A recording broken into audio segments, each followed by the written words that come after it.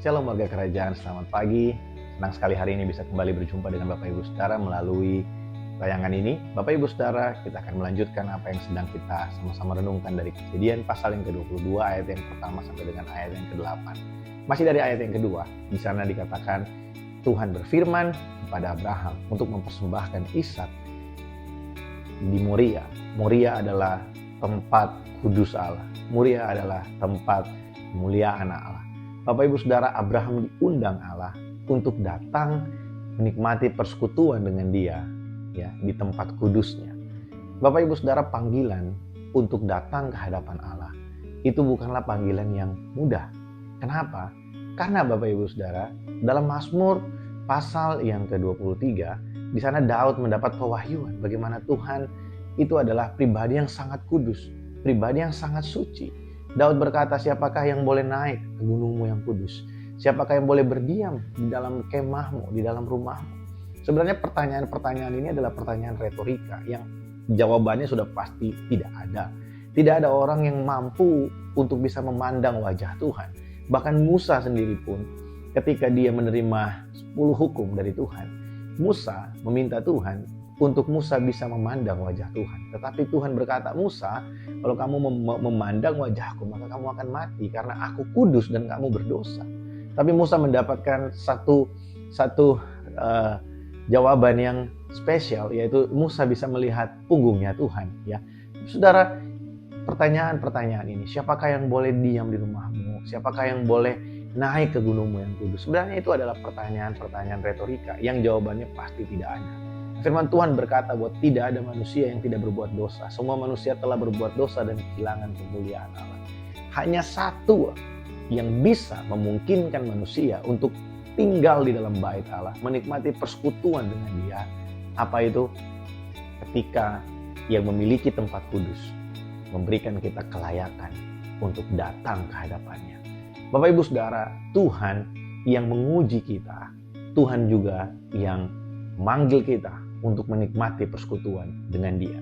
Tuhan yang menguji kita, Tuhan yang sama juga memanggil kita untuk menikmati persekutuan dengan Dia. Siapa kita? Siapa Abraham? Abraham adalah orang yang gagal. Sekalipun dia dikenal sebagai bapa orang beriman, tapi kita ketahui bersama bahwa banyak kali dalam perjalanan Abraham gagal dalam menyatakan imannya.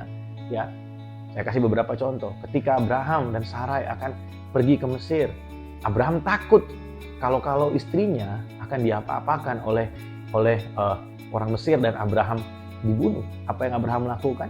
Dia meminta istrinya untuk berbohong. Abraham ragu akan penyertaan Tuhan. Ketika Sarah istrinya memberikan usul kepada Abraham supaya Abraham bisa menghampiri pelayannya untuk mendapatkan keturunan, Abraham juga melakukannya. Abraham ragu bahwa Tuhan mampu melakukan mujizat kepada Sarah, menepati janjinya kepada Abraham.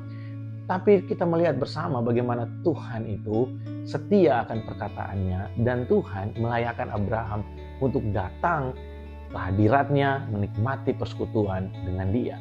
Hal yang sama juga terjadi bagi saya dan saudara. Kita ini bukanlah orang yang suci, kita ini bukanlah orang yang benar.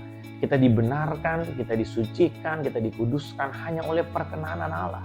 Oleh sebab itu saudara, jangan pernah lewatkan waktu-waktu khusus di mana kita bisa menikmati persekutuan dengan Dia.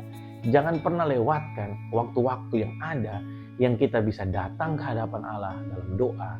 Kita bisa datang kepada Allah dalam perenungan akan firman Tuhan.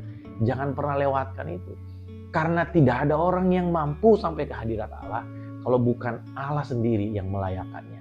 Nah, berita baiknya adalah saya dan saudara adalah orang-orang yang dipanggil untuk mendekat dengan Dia. Bapak Ibu Saudara, berkat yang paling besar yang kita terima itu adalah persekutuan dengan Allah. Bapak Ibu Saudara masih ingat, saya pernah sharingkan ini bahwa hidup yang kekal itu bukan berbicara tentang satu rentang waktu, tapi hidup yang kekal itu berbicara tentang kebersamaan dengan Allah yang tidak akan pernah terpisahkan. Itulah kehidupan yang kekal. Kita ini terbatas, tapi Allah itu kekal. Dialah Alfa dan Omega, Dia yang awal dan yang akhir. Ketika kita punya kebersamaan dengan Dia, maka kita juga akan menikmati dari awal sampai akhir kita bersama-sama dengan Tuhan. Kehidupan yang kekal tidak dimulai nanti waktu kita mati. Kehidupan yang kekal dimulai kapan? Sekarang, waktu kita ada di muka bumi ini, kita menikmati persekutuan dengan Allah. Itulah hidup yang kekal. Bapak Ibu Saudara, mari nikmati persekutuan dengan Tuhan melalui pembacaan firman, melalui saat teduh kita, melalui ibadah di gereja. Mari kita nikmati persekutuan dengan Tuhan karena kita dipanggil untuk kita bisa bersekutu dengan Dia. Kemarin kita belajar Allah menguji orang-orang yang dipanggil. Allah yang sama yang menguji kita. Allah yang sama juga memanggil kita untuk kita bisa menikmati persekutuan dengan Tuhan. Bapak Ibu Saudara, tetaplah bersemangat dengan Tuhan karena firman Tuhan berkata hati yang gembira adalah obat yang manjur.